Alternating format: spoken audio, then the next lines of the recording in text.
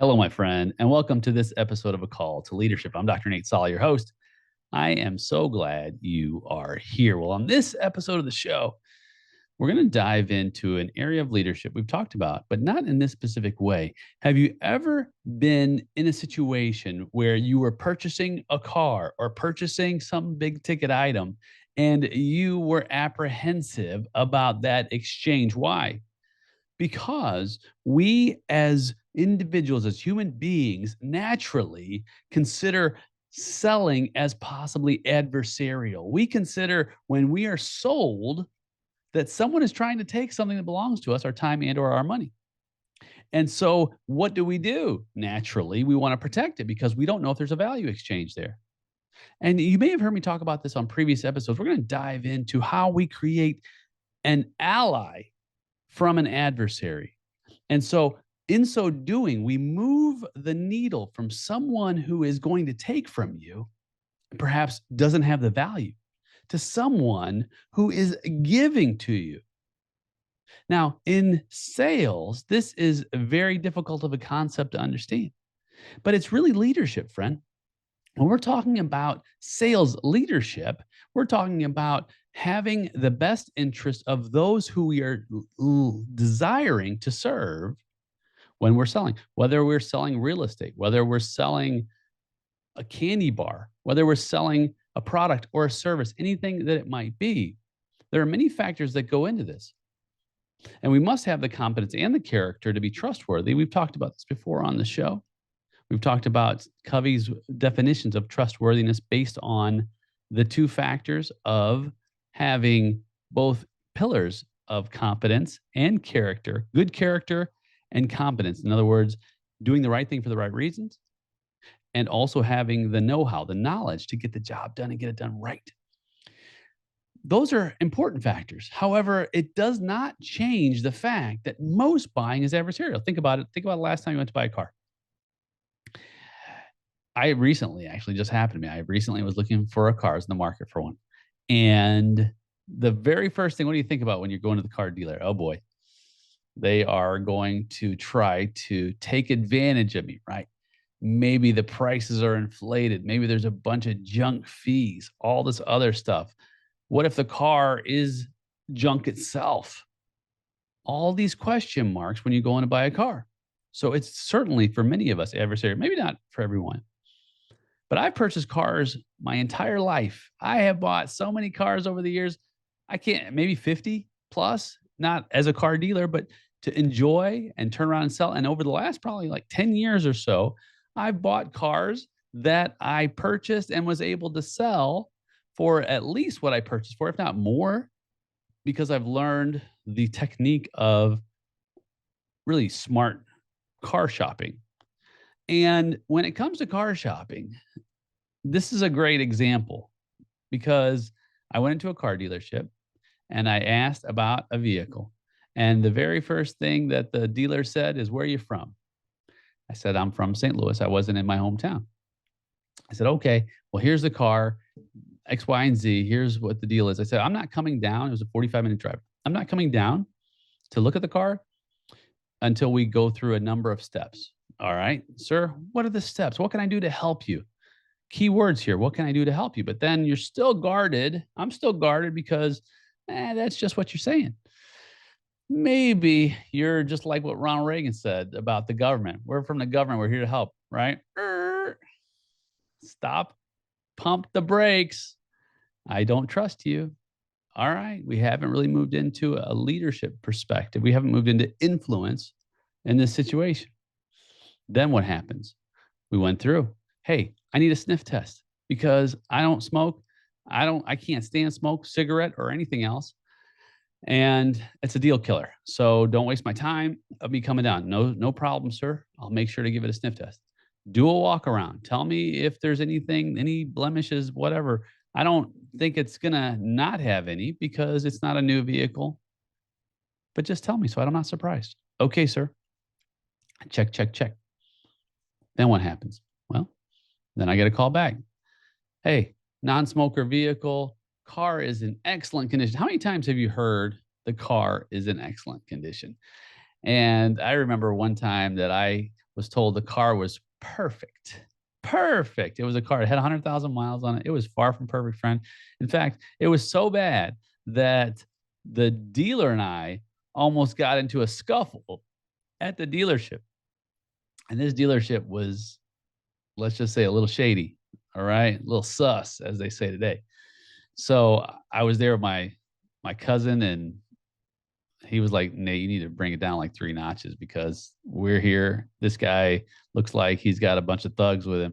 We probably need to get on out of here. And I was like, you're still a crook. Anyhow, that day is over. And here we are today. So I say, all right, well, let's talk numbers. Okay, let me see where you have to be. I gave him a number.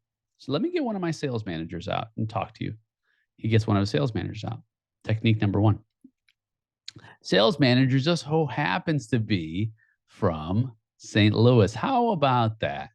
You know, there's something to shared experiences. And when not only shared experiences, but shared experiences become even more valuable when they are unique or rare. And what do I say that for? I say that for this. This particular car salesperson, we don't call them salesmen anymore, by the way, friend. If you're still using the word salesman, you need to possibly eliminate it from your vocabulary. It's the time, modern times, there's female salespeople too.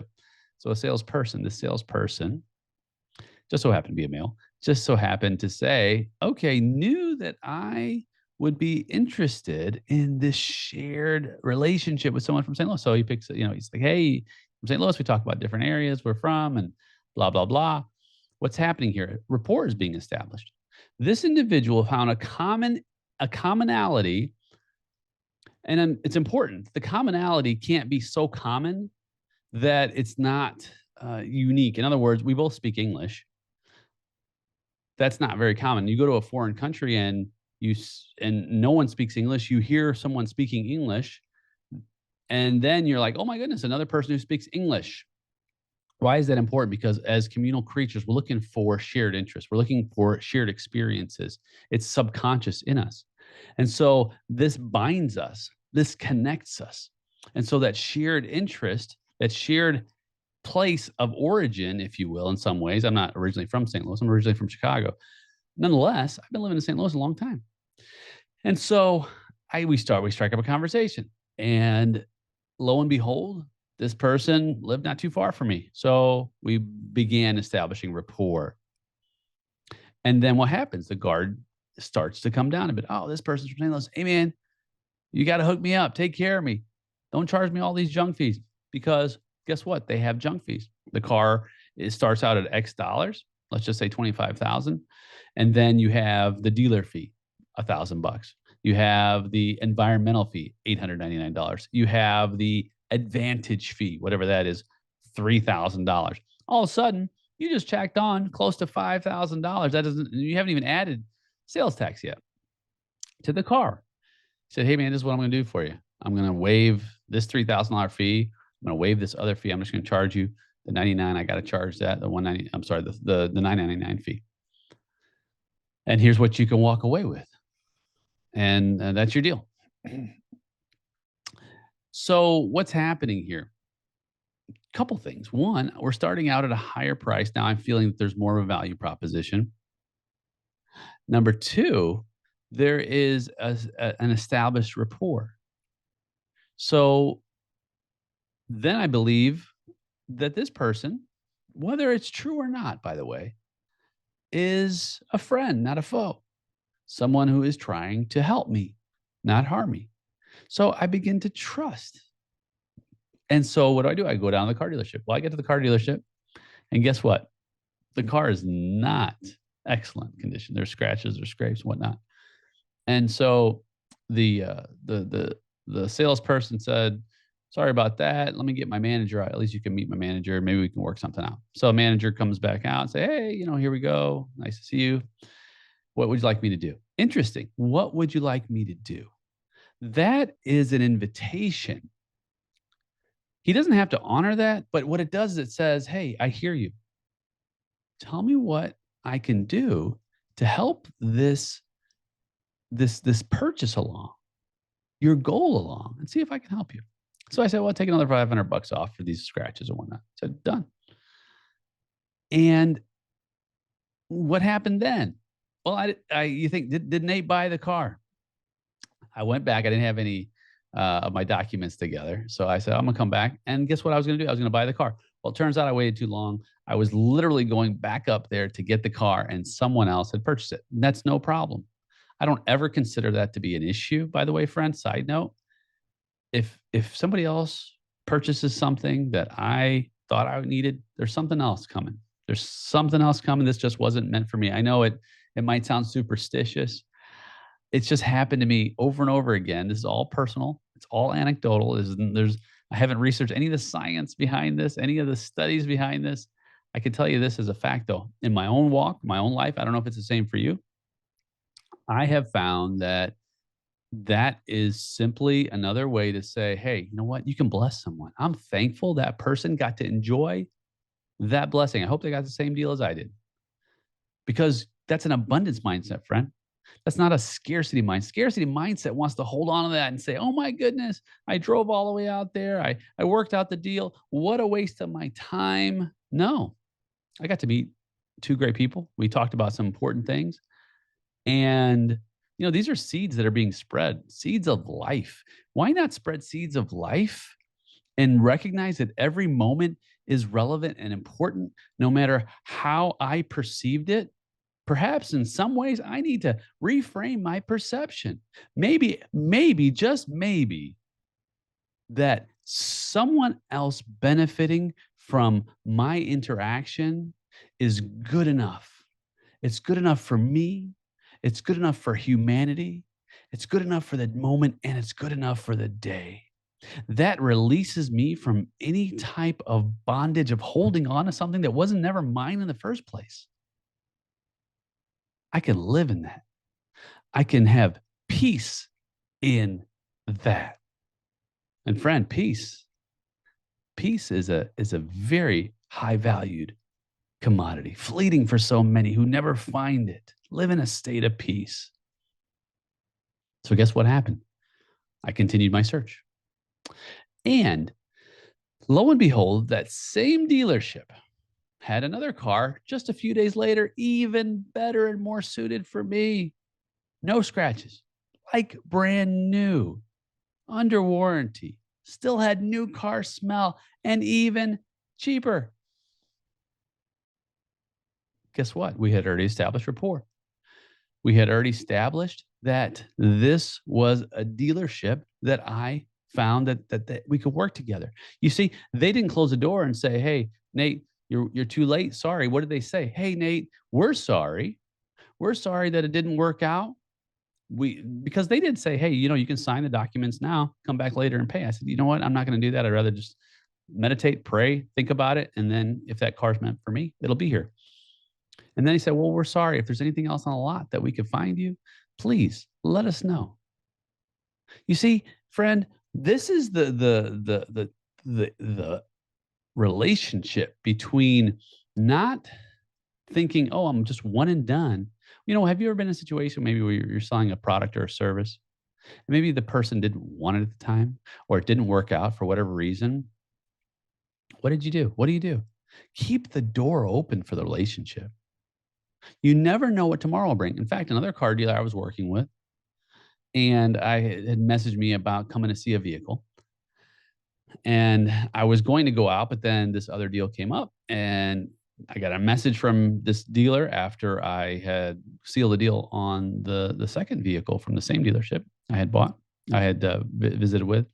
And I said, hey, I ended up going with a different one. I appreciate your time. Thank you so much. Guess what I got? Okay. This is a huge miss, friend. Huge miss. Why? This person had already spent some time establishing rapport, but then I just got the okay. What did the okay mean? The okay meant was, hey, look, you know what? You're not important to me anymore. As we used to say, you're dead to me. Because they were only thinking about themselves. Oh, you know what? You didn't buy a car for me. And you found yourself a car, so we're done here. No. Wrong answer, friend. Wrong answer. The right answer would have been, hey, congratulations. I'm glad you found something that suited you. I'm here in case anything else comes up. If you need anything from me, please do not hesitate to reach out. I am always available to serve you. That is the response that would have locked that number in my phone, because that is what true sales leadership is about. It's about helping others reach their goals, and in turn, you reach your goals. You say, Nate, well, they didn't buy from me. Part of my goal is meeting my quota and actually selling my product or service, because if I can't sell my product or service, then I am out of business or I go hungry or any of those things. Well, friend, not every single person is going to buy from us. Not every single person is going to be our customer, but can every single person be part of our network in the event that we will have a possible reconnection at one point? That person might not buy from me, but perhaps they tell a friend, I didn't buy from this person, but man, what an amazing person this is. You got to check them out. Build some rapport, get some connection. And then when you're tested, because that's a test, I consider it a test. When you're tested with the fact that you didn't get what you want and they got what they needed, what is my response? My response, absolutely, unequivocally, must be support. Hey, I'm sorry you didn't buy a car from me, but I understand. And I am happy for you. Boy, that goes so much further than okay. Because the dealer who I ended up purchasing from, two of those individuals, the dealer and the sales representative, both are perhaps going to be clients of ours in our business in exchange. You see, friend, how that works? So in this situation, one of the most adversarial businesses, car sales, people, you go ask anyone, oh my goodness, I hate shopping for a car. And now you've got all these places that have haggle-free stuff, and then people still want to haggle because they don't believe the prices are right. And it's a very difficult world. That's why I like to use this example. However, this example illustrates, even though the car salesperson told me that the car was excellent and there were some scuffs, perhaps the car didn't, you know what? Maybe you didn't see them. Maybe you did. It's irrelevant. The point is that that was the response. See, because we don't always control every aspect of a situation, especially when we're selling, especially when we're in a working on an agreement. And that doesn't have to be just in business. It can be in family.